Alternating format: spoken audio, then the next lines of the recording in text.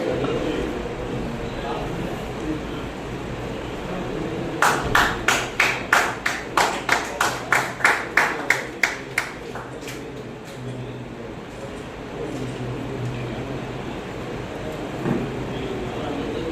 தமிழ்ச்சங்கத்தில் நடக்கின்ற இந்த அற்புதமான புத்தக வெளியீட்டு விழாவில் வந்து இந்த விழாவை அழகுற செய்திருக்கின்ற என்னுடைய இனமான தலைவர், தமிழ்நாடு மண்பாண்ட தொழிலாளர் சங்கத்தினுடைய தலைவர் ஐயா சேம நாராயணன் அவர்களே, மற்றும் இங்கே என்னுடன் வந்திருக்கின்ற காஞ்சிபுரம் மாவட்ட செயலாளர் ஆர் மணி அவர்களே, மற்றும் நண்பர் சிவகுமார் அவருடைய தோழர்களே, மற்றும் இந்த விழாவினுடைய கதாநாயகன் என்னுடைய ஆசான் பாவலர் மா கணபதி ஐயா அவர்களே, தமிழ்நாடு மண்பாண்ட தொழிலாளர் சங்கத்தினுடைய இளைஞரணி தலைவர் திரு ஆனந்தன் அவர்களே, நண்பர் வேணுகோபால் அவர்களே, மற்றும் இங்கு இந்த தமிழ்ச்சங்கத்தினுடைய தலைவரின் அன்பு சகோதரர் ஐயா முகிலே ராசபாண்டியன் அவர்களே,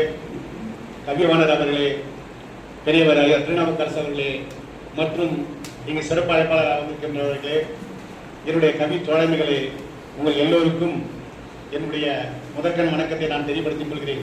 நான் காஞ்சிபுரத்திலிருந்து வந்திருக்கிறேன். ஆகவேதான் நான் சீக்கிரம் போக வேண்டும் என்று ஐயாவிடம் சொல்லி அப்படிதான் இருந்தாலும் கூட என் கடைசியில தான் வாய்ப்பு கொடுத்தான். இருந்தாலும் பரவாயில்லை.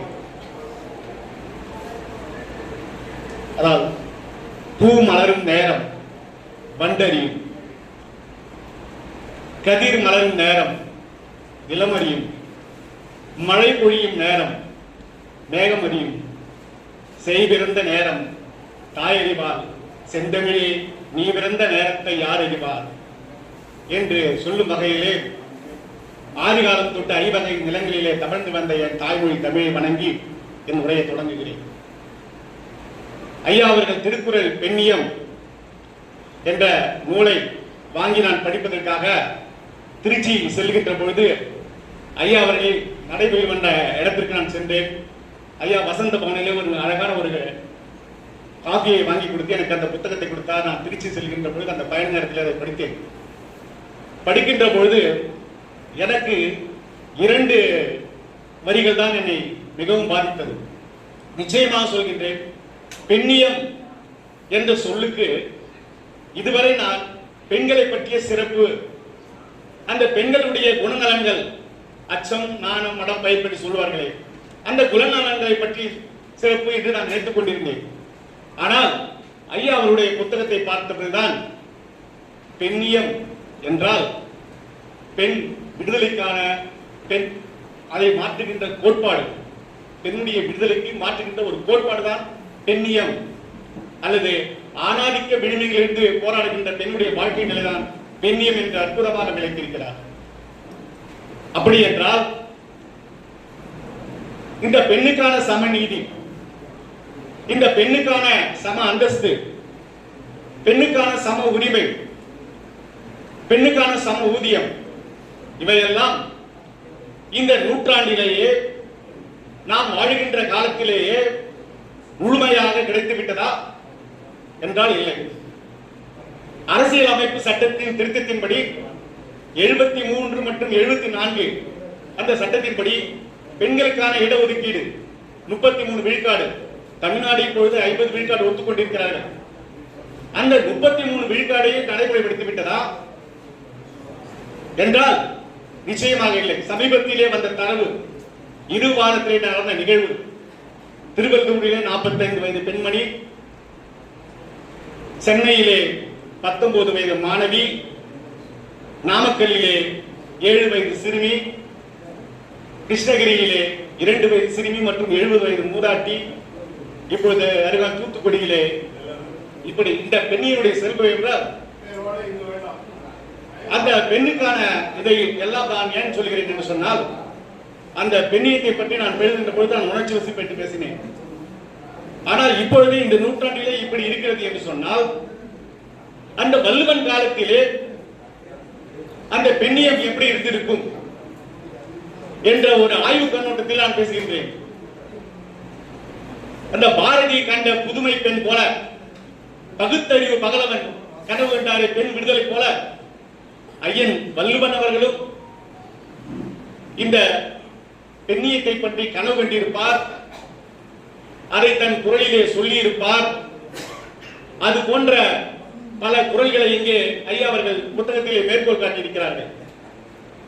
யாமறிந்த புலவரிலே